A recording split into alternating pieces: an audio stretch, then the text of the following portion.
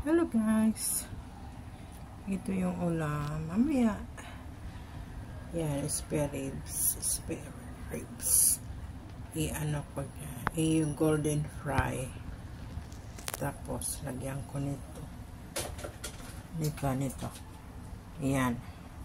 Tapos lagyan ko nito itong sauce for sweet and sour pork spare ribs. Ayan. Pero nilagyan ko na yan na minarinate ko na siya ng asin, cornstarch, konting ano ba yun? Yung powder. Pampalasa. Tapos ito yung gulay na Chinese lettuce. Ayan, ang ulam mamaya.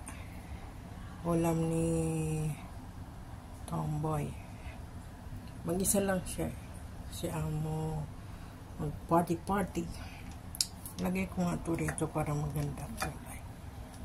Wala yan sa picture kanina.